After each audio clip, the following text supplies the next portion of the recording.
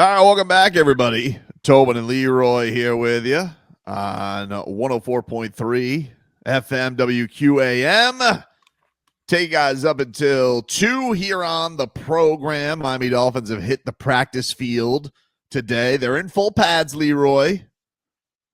Which leads me to believe if you go full pads by yourself, then they might go shells one day. They're practicing twice or once against?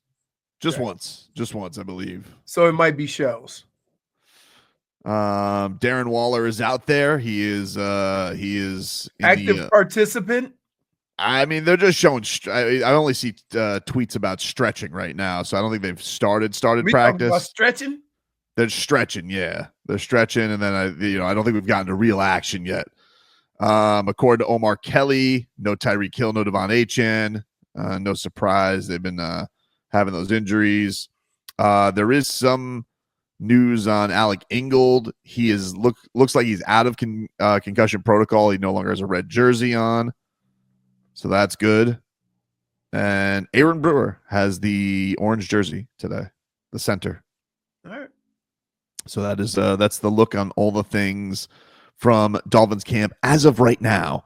Do they don't do the orange jersey when they practice against other teams, right? They do not. No, Mike McDaniel. I was going to say that's like bringing attention to yourself. Like, oh yeah, get him. He's Mike McDaniel. That's why he does not do the orange jersey for joint practices. He says puts a bullseye on you. Yeah.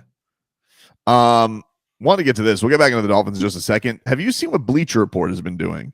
Bleacher Report has been they stole Mark Hockman's bit, of course, the Mount Rushmore. Is he still doing Mount Rushmore, or is he retired it? No, he does Mount Rushmores of everything. Yeah, I feel like he's done everything. So like he'll bring it out every once in a while if Hockman's at like a cocktail party, but it's been so stolen by everybody as he drinks his Aperol Spritz. Right, exactly. But Bleacher Report is doing Mount Rushmore of NHL franchises, and yesterday they revealed their Panthers Mount Rushmore, and they put on the Mount Rushmore Ekblad, Barkey, Roberto Luongo, and Jonathan Huberdeau. Not none of the brothers, the Bure brothers. No Bure brothers. No Bure brothers. I have a couple questions here. Sure. Though Jonathan Huberdeau is very high on a lot of statistics on all the all-time lists, he didn't win a chip. He didn't win a chip. And in fact, was he on the team? He was on the team when they won the President's Cup, though. He was on the team that won the President's Trophy, and then he was flipped for Matthew Tkachuk, and then they went to 3 straight Stanley Cups. Okay, so wait, that doesn't help his cause? No, because it almost seems like Matthew Tkachuk should be on there. Well, if you trade, wait. This is bro science. We're going to bro science this. Right. If I trade for a guy that does the same things you do, and then we all of a sudden go on a run that's unprecedented in our organization, how can you be above him? That's what I'm saying. And I feel like from my standpoint, like they just looked at stats. I would say if you wanted to just go with, hey, you want longevity on there. Okay, I understand why you would want Huberdeau there, but you have Barkov, who's now past him and everything. Barkov is there. Ekblad, totally cool with. Here's the other thing. Roberto Luongo can do no wrong. I'm glad you're going to bring it up, not me. He can do no wrong. None. He is a staple of this organization. He is. However, are we just gonna dismiss Bob? Look, he had a rough start. I'll give you that. Of course. But I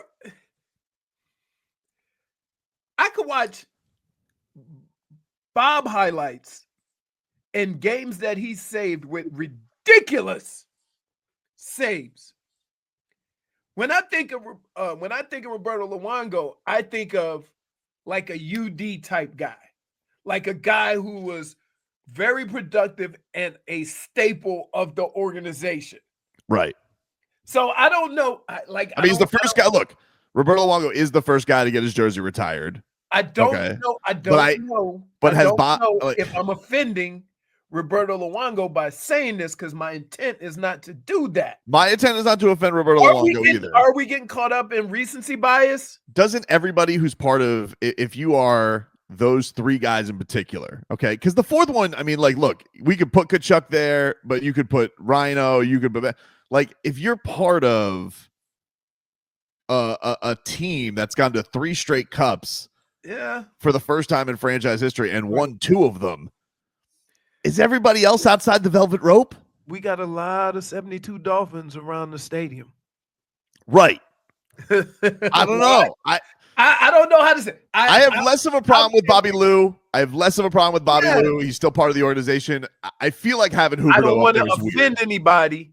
I do not. Me either. Want to offend anybody because they're all great players. Look, in my personal Panthers Mount Rushmore, you definitely put Sergei Bobrovsky's up there 4 times. Okay. Right. Well, that's because you listen. You've been in on Bob since the beginning, and I can understand that. That's why I brought it up, because if you bring it up, you have bias towards Bob. Right.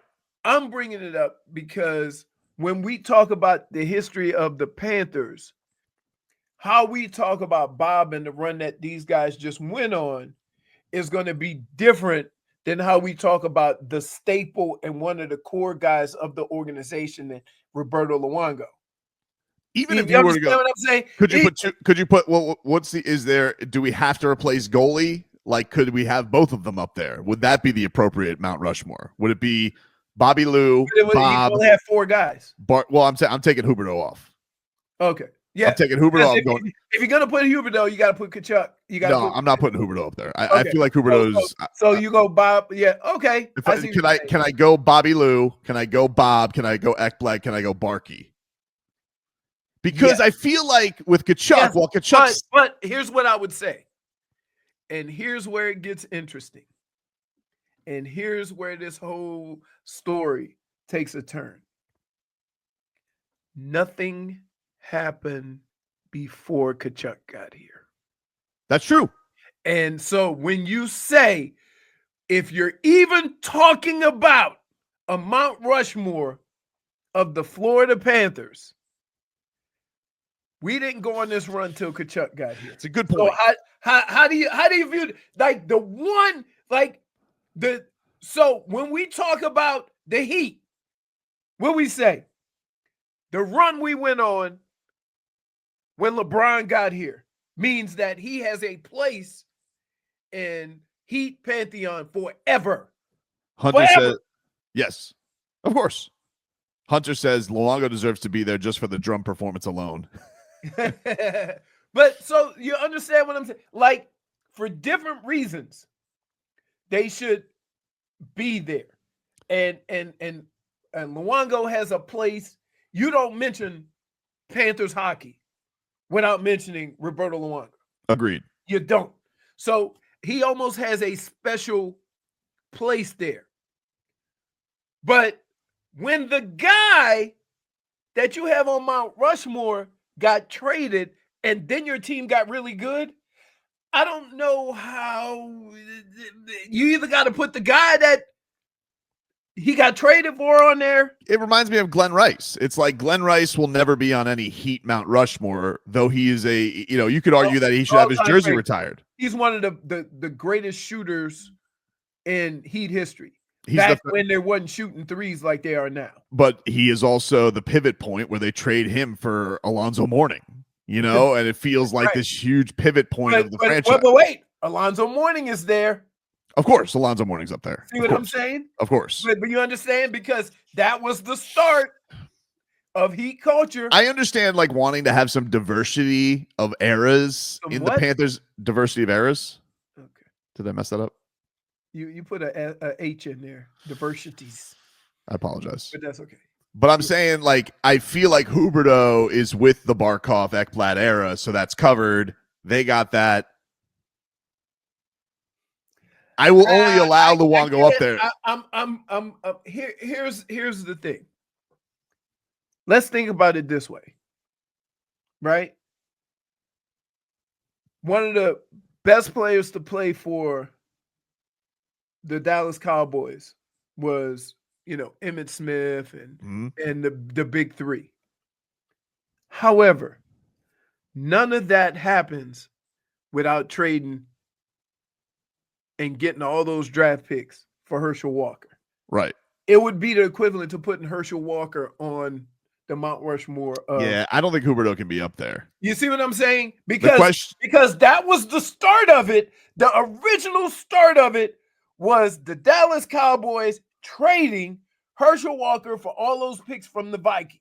Okay, so that was the turnaround, and then you got your Mount Rushmore of so so that's kind of how I feel about Huberdeau. Great player, but the guy that you got for him was the catalyst behind where you are now. He's the face of the Panthers. Even with Barkov being the captain, like he's the guy that they market. He's on the EA Sports. So if we're gonna put Tkachuk up there, we're taking Huberdeau off. So you're saying Tkachuk has to be up there? If you got Huberdeau up there, all right. So Huberdeau, you're gone. You've been traded for Tkachuk again. Now, Bob or Bobby Lou? So it would be the equivalent to saying,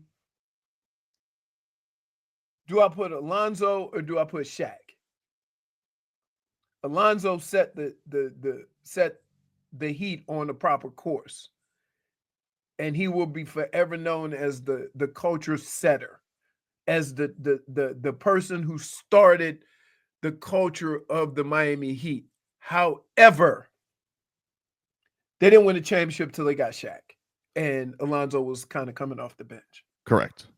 So, who was more important, the guy that won the championship or the guy who set the tone? I think I got to go with Bob. I'm sorry, Bobby Lou. I'm sorry, Roberto. I'm sorry. I feel like this is a hard decision for me because if I say Florida Panthers, right, the first name out of your mouth is Bobby Lou. Okay, so if Sergei Bobrovsky, he's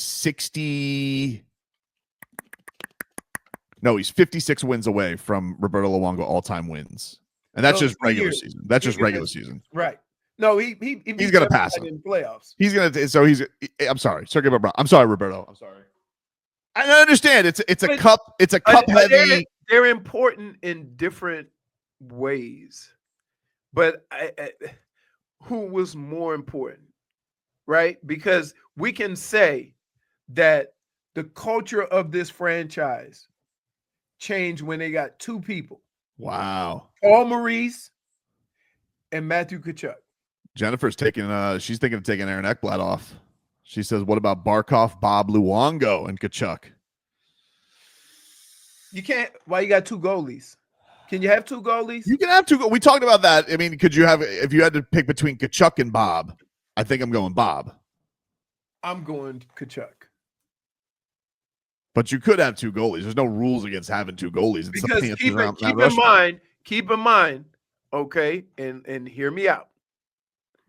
When Bob was struggling, you said, and everybody said, the defense and the physicality that they play with in front of him is why he's having so many problems, because there's no resistance. Yep. You're bringing Tkachuk. The whole tenor, and Paul Maurice, the whole tenor of the team changes. They become physical, more aggressive on defense, and then Bob flourishes. So if I don't add Tkachuk, does Bob have the success with the way the team started playing? Just saying.